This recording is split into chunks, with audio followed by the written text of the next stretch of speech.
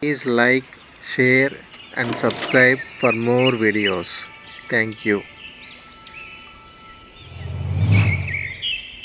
In the Sicilian with e4, c5, knight f3, d6. I like to play c3 a lot of the time in Bullet, and it makes this idea of knight f6 very natural because the knight can't come to c3.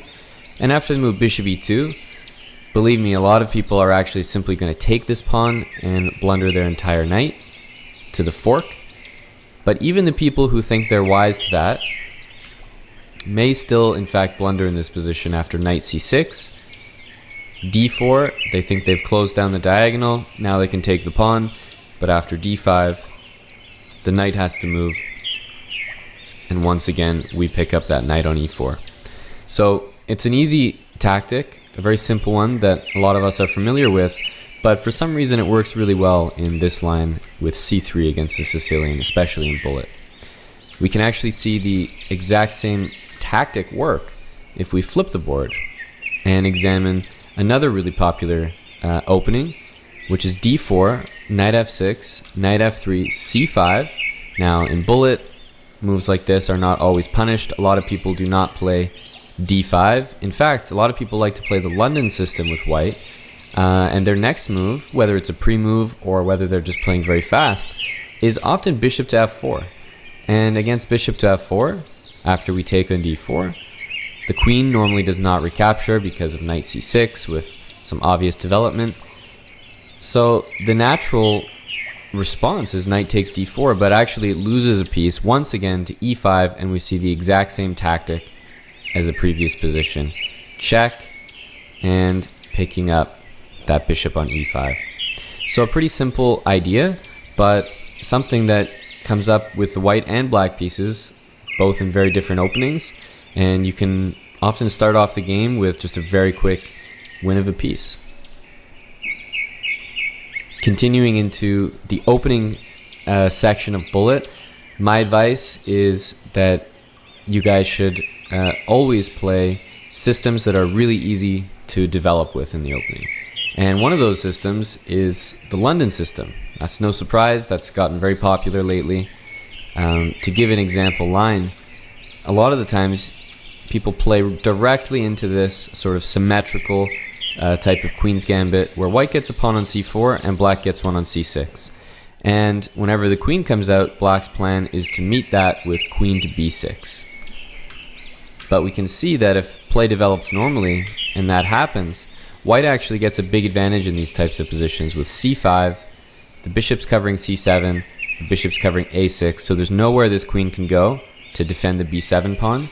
So there is going to be an exchange, and then after knight d7, b4, a6, and a very important move, b5, and it just can't be stopped by black. There's not enough time to play a6 and get the rook out of the pin, so after takes, knight takes, rook c8, just bring the knight back, and white's going to continue with a plan of b4 to b5, easily developing his pieces over here on the king side, and this position is basically really good for white, easy to play with a very simple plan.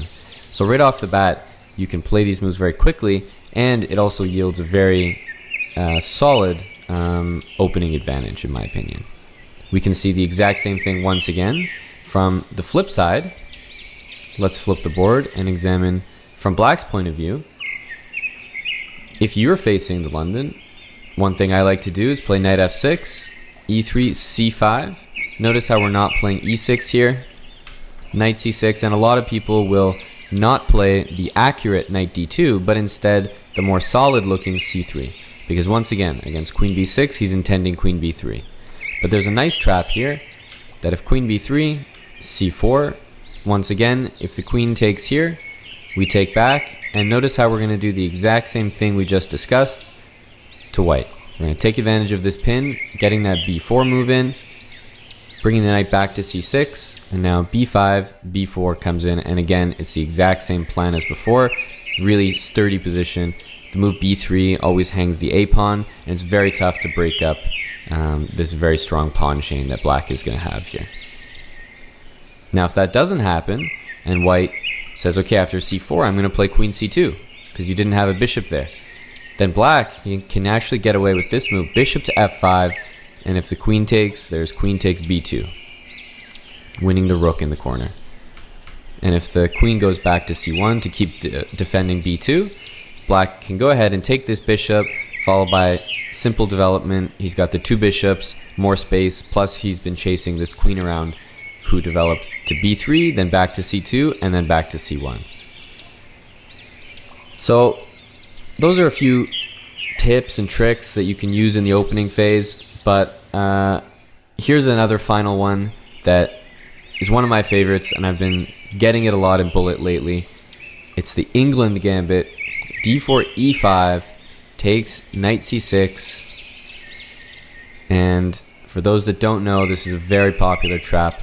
This is a triple attack here, and white's normal reaction is to play the bishop back to d2 and then to play bishop c3 after queen takes b2. But then there's the cute bishop b4 pinning queen d2 to defend, one of the only moves. And after I take, I'm going to win a rook. So white says I'll take back and protect it. And there's a checkmate in 8 moves with queen c1. And this all comes from an opening that d4 e5 you would definitely not consider to be very good in a longer time control. But that's the power of Bullet. A lot of the times you can get away with these things. So my final piece of advice is, not only are there some interesting opening traps that you can go for, especially taking advantage of the fact that people move very quickly in the beginning of the game, but also make sure to stick to your systems. There are lots and lots of good bullet systems that people like to play, whether it's the King's Indian attack, where you always play e4 d3 followed by knight d2 and g3, fianchetto your bishop, castle, play e5 and go for a kingside attack. That's a very well-known system. As I've mentioned already, the London system is fantastic because you can get this solid setup and play it against literally anything.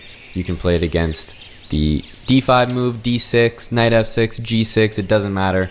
And having a system like that helps you save time in the opening, get those pre-moves out, and quickly reach a position that you've gotten 100 times before and something you'll be very familiar with. Another one of those is the move b3, and this is something I recommend whenever your opponent does something like this and looks to fianchetto. I always like to play bishop f6 followed by c4, and we get a position. Just to give some sample lines, knight c3, castle, rook c1, white's going to play g3, bishop g2, knight f3. So I always have the opinion in Bullet that even small positional things like just double pawns, give your opponent double pawns and you can play from there. Another example of that would be the very common Ruy Lopez. If I was playing Bullet, I wouldn't think twice to go here, because this is a really easy position to play. It's very solid. White can get his pieces out, no worries. So I think that it's a very good idea to stick to your systems, use those openings that you're going to play time and time again. You get used to the tactics in those positions, and the familiarity helps you play the opening phase, at least, very quickly. So final piece of advice would be that if your opponent offers you a gambit, as we've seen a lot of tricks that I've mentioned in this video so far, for example, d4, e5, you can accept a gambit, but never try to hang on to that pawn. That's my opinion. Either don't accept the gambit or don't try to hang on to the pawn. After knight to c6, I would just play knight c3 and say, look, you can go and take it back, but I'm going to develop in the center, get all my pieces out, and you're no worse the wear.